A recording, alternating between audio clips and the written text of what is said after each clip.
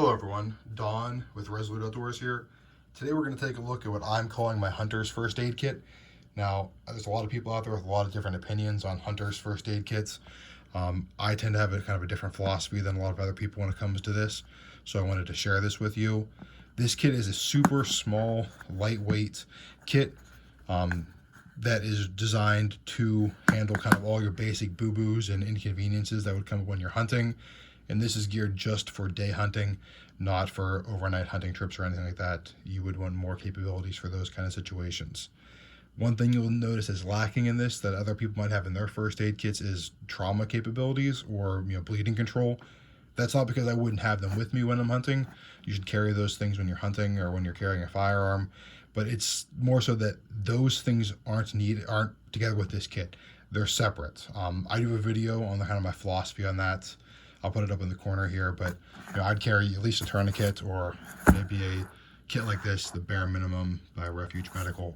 So I do have those capabilities with me. They're just not in this kit. So without any further ado, let me hop into this kit here, kind of show you the basic things I keep in here. There is some redundancy, and then there's a lot of capabilities packed in this small package, but space is at a minimum. So there might be some things that are lacking that you might think should be in here, but yeah, how to make cuts to make the time or the space constraints work.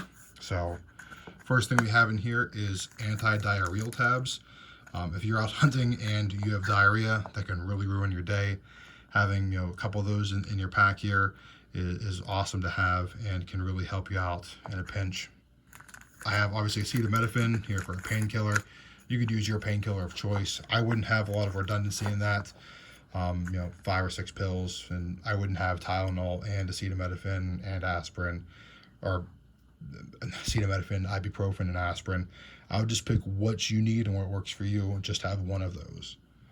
I have Tums here. If you have heartburn, I've mentioned this in previous videos, but if you have heartburn when you're out hunting, that is going to make for a really miserable day sitting in your stand all day or sitting on a stump having heartburn. These things, 2 of these will really kind of save your whole hunting day if you really need them. And kind of a little note here is these are like 2 by 3 inch bags from Amazon. These are great to have instead of having to go packs for everything. You can just buy these bags, spend a little bit of time labeling them, and then just for pennies, basically, you can put these little kits together of these different medications. Also in here for cleaning wounds, I have 2 moist towelettes. And you'll see that most things have 2 in them, just kind of for some redundancy in case one of these would bust open and dry out. I don't want to have just one, but I don't want to have more than 2 because this is really, like I said, geared for being super small, super lightweight, something that you can put in a pocket and just go. I don't want to be carrying around a bunch of extra weight whenever I'm hunting. I want to have something I can just slip in a back pocket, slip in a bag, something that doesn't hinder me, but something that makes me as mobile as possible because I don't want to carry more weight than I have to.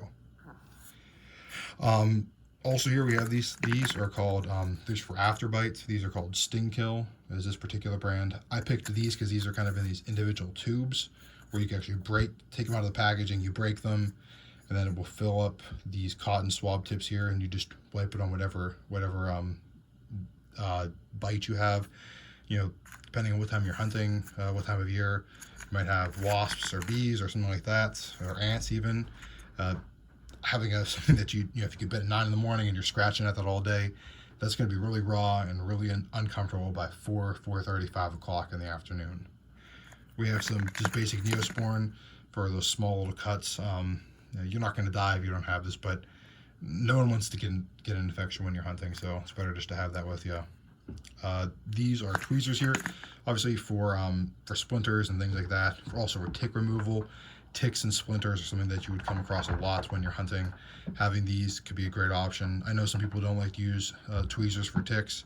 There's lots of ways to get ticks out. I'm not going to get into that today, but these could be used for that as well. Then down here we just have some basic assortment of band-aids. We have some super small ones for some small cuts. Your normal sized band-aids here, and then on the bottom here we have I have a bigger band-aid here in case you get a slightly bigger cut. And the last thing I have here is just a little piece of moleskin. If you have a blister and you're out hunting, No one wants to walk around, especially if you walk out pretty far with a big blister. So having a piece of moleskin, you would use your skinning knife to kind of cut a hunk of this off and utilize that. So that's the basic hunter's kit.